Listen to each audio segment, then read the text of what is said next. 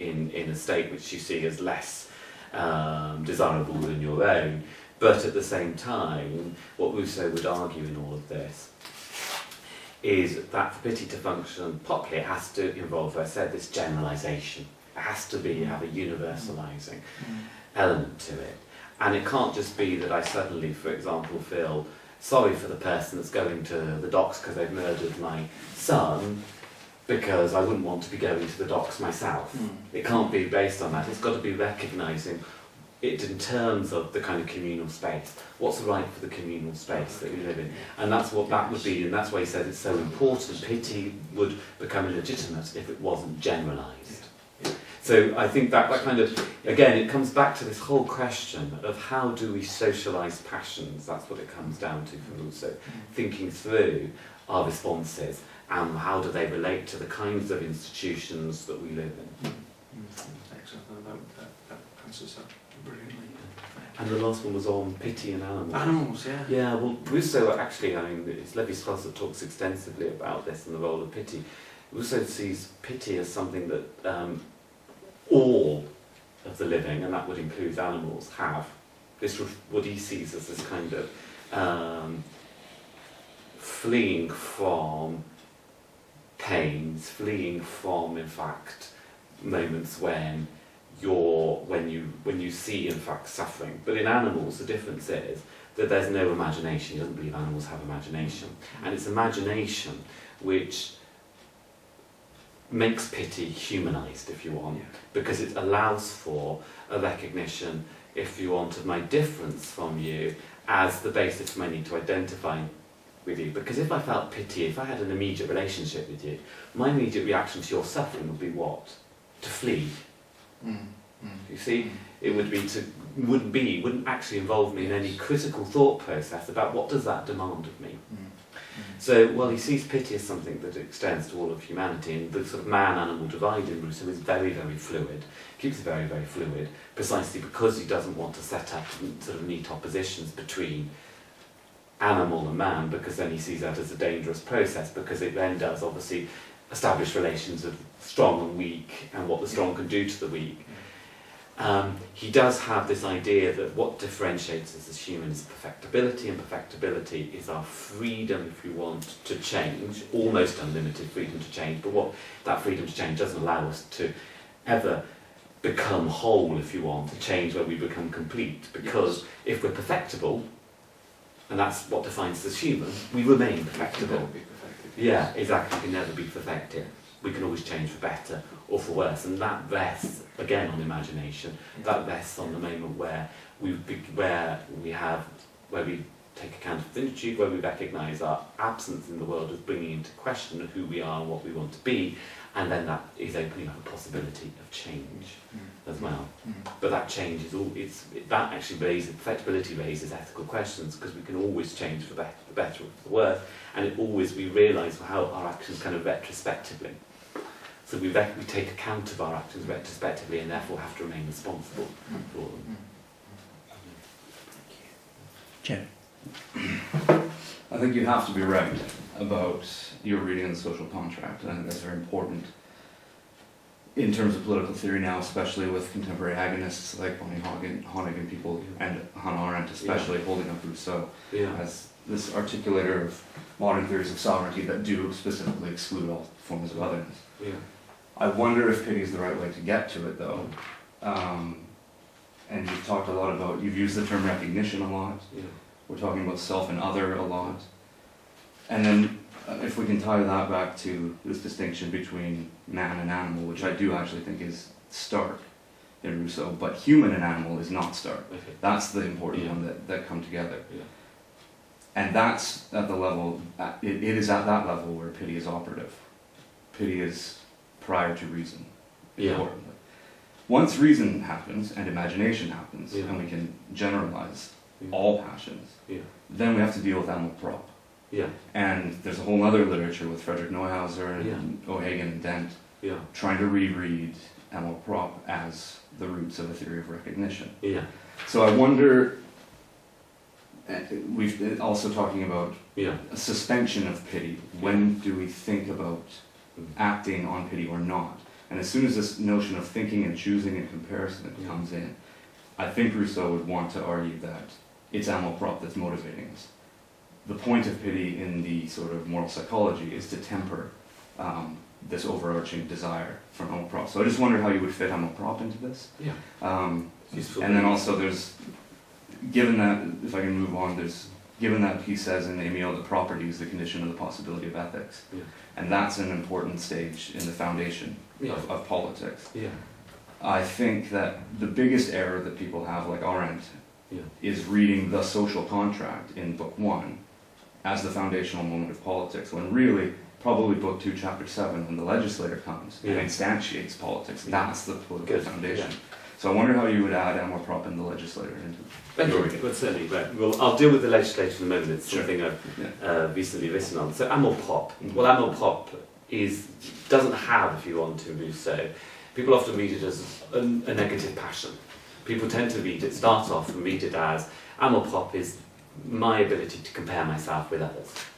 And he generally sees it as, or it's generally read because people base it entirely on, if you want, on the discourse of inequality. It's the moment at which I compare myself to others, and through that process of comparison, I not only want others to recognise me, but I also want them to prefer me to themselves.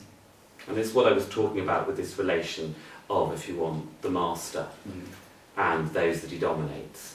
That it's based on this recognition, essentially. Because Rousseau says the first steps to inequality were in the kind of primitive festivals where we were all sitting around looking at one another, and it's through looking at one another I get a sense of myself, but that also then creates this desire for recognition within the society.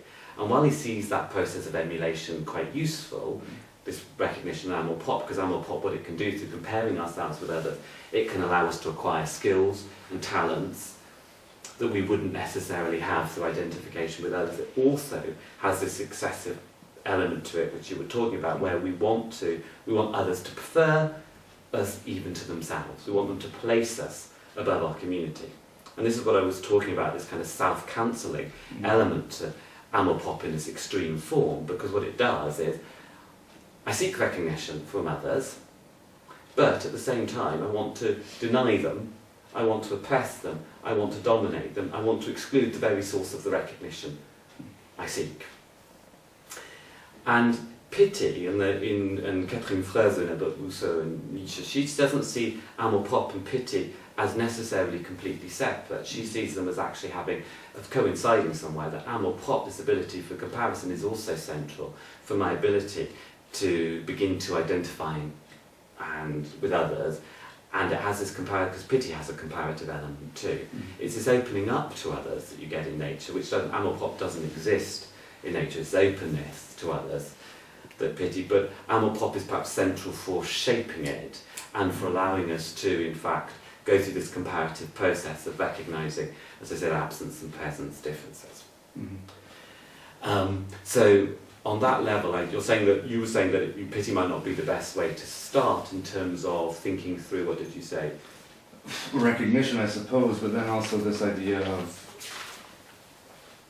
I think it comes back to the question over here about identifying with disenfranchised. Once we're talking about enfranchisement and the enfranchised, we're talking about individuals that we are recognizing in terms of their socially constructed identity rather than as their humanity at base. And I feel that I'm wondering whether pity is operative on that level of identification strictly understood, or whether pity is operative once we strip away the socially constructed identities and recognize, I'm problematizing that already, but if we acknowledge perhaps the commonality of humanity outside of... Well, it's an interesting point you're raising, and a very good one. I think to think about this question, I think what's important here is to remember that pity doesn't just involve identification with humanity as a whole. It does also start from a recognition of socially defined roles, doesn't it? Inequality is something that's produced by our societies, for Rousseau. isn't it? That's what he says. That's where social inequality, it's not natural social inequality. Social inequality is produced through social organisations, and demands for equality always begin from, or equality often becomes much more of an urgent question for us, through engagement with inequality. That's what often raises as a question of us. So I don't necessarily see pity as just functioning on this kind of basic level. Okay.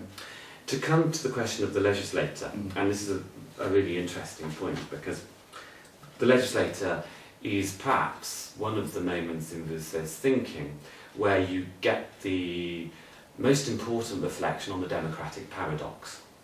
And what do I mean by the democratic paradox? Well, Rousseau says that in order for the contract to work, people have to obviously begin to be able to legislate for themselves, behave as responsible citizens, and understand what's entailed in their citizenship without ever having the experience of living in a democracy. They have to be before the law what only living under the law can teach them to be, perhaps, he says. And this paradox is opening up, in fact, or showing, in fact, the kind of, if you want, the way in which identity is not something that's fixed in Rousseau. That there's a kind of process of maturation that has to occur for democracy, but democracy to be put in place, we already need to be democratic. So it's not just enough to identify ourselves as democratic, but to make that democracy work, we already need to be democratic. And what the legislator does is he supposedly comes from the outside and is there to try and, in fact, direct or stand in for the people, because the people don't yet exist as a democratic community. They're not yet a democratic community, even though they're participating in the contract, to help them begin to become autonomous. And this then raises the question of what heteronomy and autonomy. That they become autonomous through a heteronomous relation, through identification with someone from the outside who is helping them to begin to see themselves as a sovereign people that is capable of writing their own laws, before they're capable of the fact of doing so. Okay? And so this creates all sorts of questions about sovereignty, about legislation, about autonomy. Because if Rousseau's saying that the legitimacy of the state rests on autonomy, then why does it have this heteronomous relation? Well, I suppose what he's saying is that autonomy, it goes back to this question of what I was talking about earlier, of absence of constraint. That absence of constraint, total autonomy doesn't lead to autonomy. There has to be a process of identification for us to begin to think of ways that we can use our autonomy to not only legislate what is right for us, but also to separate from ourselves and think about what's right for our community as a whole. And it's this distancing that the legislator is supposedly there to do, through his otherness, through his foreignness, to separate the people from their circumstances of war, because that's all they've known up until now, and help them begin to identify themselves as a democratic community before they're a democratic community, and perhaps, as Bonnie Honig said, never becomes a sovereign people really ever fully capable of legislating for themselves, because, in fact, what Rousseau says is that, well, the general will should provide the basis of any society. And, popular sovereignty, I don't think, is an idea that people contest that much, but that's what he says. Well, the general will should provide the basis of society. The decision that the people make about what the general will is might be erroneous. So they recognise the rightfulness of the general will, but the decision we make might be erroneous. And it's that fact of recognising that our decision, in fact, could possibly be erroneous, could possibly be wrong about the general, which keeps alive our sovereignty, our authority for Rousseau. Because if we were sure that we could legislate in the right way, we'd no longer need to be